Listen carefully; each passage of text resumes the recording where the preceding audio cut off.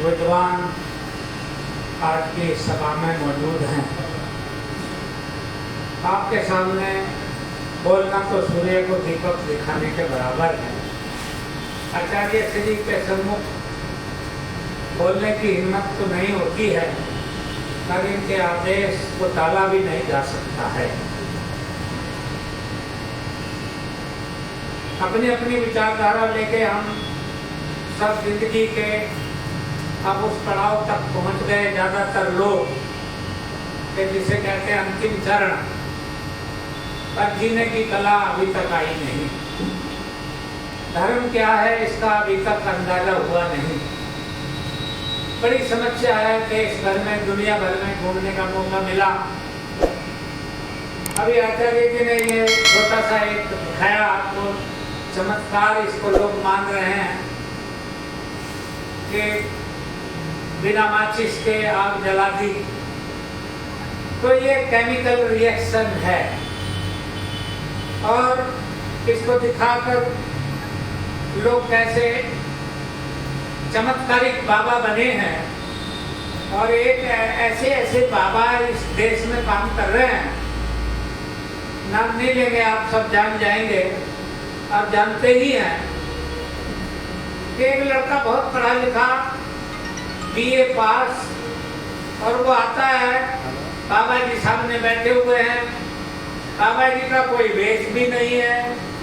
एक विधवा होती है, उसका भी एक वेश होता है, हम दूर से देख के पहचान लेंगे कि ये विधवा है। एक सधवा है, उसको भी देख के उसके लक्षणों से पता लग जाएगा कि ये शादीशुदा स्त्री है। एक कुंवारी लड़की है, उसको भी हम देख के उसके लक्षणों से पहचान लेंगे। ऐसे ही बाबा का भी तो कोई लक्षण होगा, लेकिन ऐसे ऐसे बाबा भी बाबा है, उनका लक्षण ही नहीं है। और वो बीए पास लड़का आके हाथ जोड़कर आकर कहता है, निवेदन करता है, अनपढ़ बाबा के सामने आके प्रार्थना करता है, बाबा जी मेरी नौकरी नहीं लग रही है, बाबा जी मेरी नौकरी लगवा दो। बाबा जी कहते आपने क्या पढ़ाई की है? वो कहता मैंने बीए पास किया। बाबा जी कहते हैं एक बार और बीए कर लो, एक बार और बीए कर लो, आपका काम हो जाएगा, यानी कृपा आ जाएगी। एक बार और बीए का मतलब क्या हुआ? बीए हो गया बाबा, यानी तुम खुद बाबा बन जाओ, तुम नौकरी बांटते फिरोगे मेरी तरह, तुमसे लोग नौकरी मांगेंगे। ये हमारे आचार्य श्री कह रहे हैं कि अपनी अकल का ढक्कन खोलो। पढ़े लिखे होने के बावजूद कुछ पढ़ाई लिखाई का फायदा क्या हुआ? जिसने बीए पास किया, एमए पास किया, डॉक्टरेट की। मैं आ रहा था अपने मोदी नगर से गाजियाबाद की तरफ आ रहा था, सबसे पिछले वाली सीट पर था एक पढ़ा लिखा लड़का जो बैग और कंप्यूटर अपने कंधे पे लटकाए था। जैसे ही हम मुरादनगर की नहर पास कर रहे थे, उसने अपनी जेब से कुछ पैसा निकाला, सिक्का निकाला और नहर में डाला और हाथ जोड़ने लगा। मैंने कहा भैया आप किसको हाथ जोड़ रहे हो? इधर है कौन? उसने कहा आप हिंदू नहीं है। मैंने कहा इसमें हिंदू मुसलमान कहाँ से आ गया? भाई मैं तुझसे ये जानना चाहता हूँ कि ये पैसा तूने किसको दिया? वो बोला ये हमारे मम्मी पापा हमको बताए हैं, हम वो कर रहे हैं।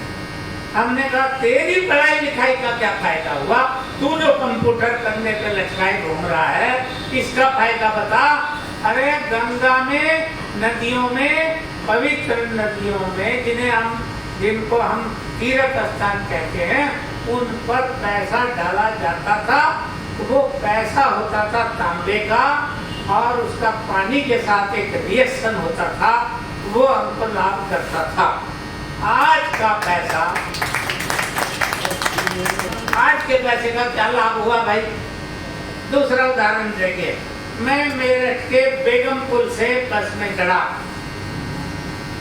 बस में चढ़ते ही थोड़ी देर में कंडक्टर आया, आना ही था। आके उसने कहा हाँ जी टिकट। मैंने कहा मोदी नगर। उन्होंने मुझे टिकट दे दिया, मैंने उनको पैसा दे दिया।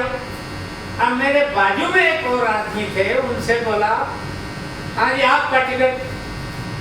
उसको भी जहां जाना था 1 रुपया कम रह गया, उसकी जेब में सिर्फ 1 रुपया कम रह गया।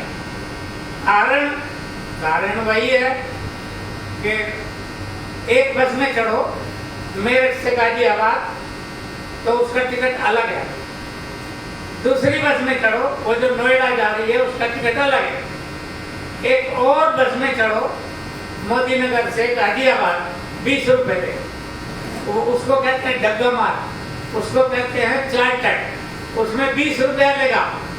एक और बस में चढ़ो गाजियाबाद आने का वो 29 रुपया लेगा। एक और बस में चढ़ो जो आनंद विहार जाएगी वो कहेगा मोहन नगर से पहले का टिकट ही नहीं है, 35 रुपया लेगा। इस धोखे में वो आदमी आ गया, 1 रुपया कम रह गया।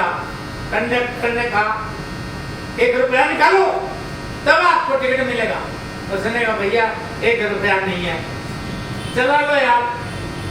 मैंने कहा कि किसी से 1 रुपया ज्यादा भी तो ले लेते होंगे, छोड़ो यार। उसने कहा वाह आप भी इसकी तरफदारी करने लगे, मैं इसे उठा के बाहर फेंक दूंगा। मैंने कहा ये टूट जाएगा, बाहर फेंकेगा, खिलौना है, टूट जाएगा।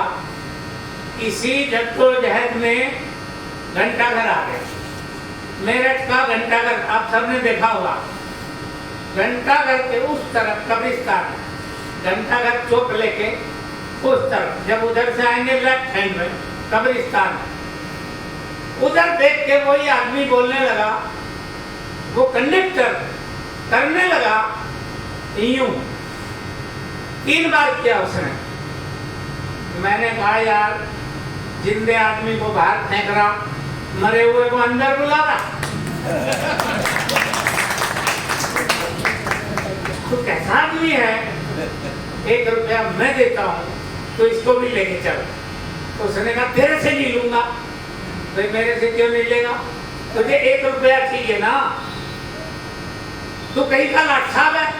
अरे लाट साहब नहीं हूँ, पर 1 रुपए में अगर एक आदमी बच सकता है तो बहुत सस्ता सौदा है, ये सौदा मैं कर लूंगा।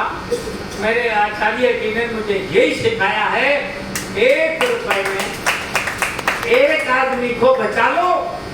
मैं इसे बचाने की कोशिश कर रहा हूं, तू इसे बात फेंक रहा और मरे हुओं को अंदर बुला रहा है। यही अंधविश्वास है, यही पाखंड है, ये कदम कदम पर देखने को मिलेगा। हमारे इस क्षेत्र में दुर्गा पूजा नहीं होती थी, हमारे क्षेत्र में नहीं होती थी, होती थी तो दूसरे ढंग से होती थी। गणेश विसर्जन, गणेश पूजा हमारे यहाँ नहीं होती थी, ये दक्षिण भारत से आए तो कोई बुराई नहीं है, लेकिन एक और दुल्हनी हो गई, एक और होली हो गई। मुंह काले पीले करे तो करे, बस जा रही अगर पास से। अभी आदेश आ गए थे कि जमुना में विसर्जन नहीं होगा, हिंडन पे होगा। हिंडन पे भी तबाही हो गई। फिर आदेश आया मुरादनगर की नहर पे होगा। नहर पे गए, एक दिन मैं उसमें फंस गया। दिल्ली से मोदी नगर 12 घंटे में मैं मोदी नगर पहुंचा उस जाम के कारण। ये कैसा धर्म है, ये पाखंड नहीं तो क्या है।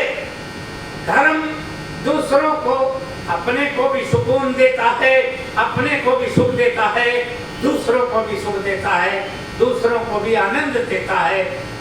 धर्म कहता है अगर आप रेडियो भी बजा रहे हैं अपने मजे के लिए तो केवल उतनी आवाज रखो जिससे आपके कान तृप्त हो, आपका मजा आए, मगर दूसरों को परेशानी हो ऐसा कोई कारण न बने, ऐसा कोई काम न करो। अक्सर देखो पूरे देश में, पूरे साल में कभी अग्रसेन जयंती है, कभी महावीर जयंती है, कभी अम्बेडकर जयंती है, जुलूस निकल रहा है। जुलूस में टोटल वो जो शोभा यात्रा है, आप देखना गिन के, मैंने खूब गिने हैं,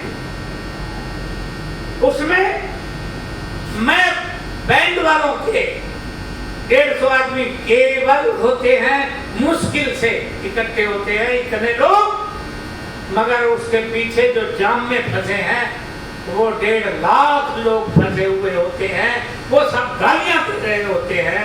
ये कौन सा धर्म है? क्या उसका कोई पुण्य फल होगा? करो, अपने अपने लिए करो, अपने घर में करो, कुछ भी करो। सार्वजनिक रूप से किसी को कष्ट दिया, अगर कष्ट पहुंचा रहे हो, ये कैसा धर्म है?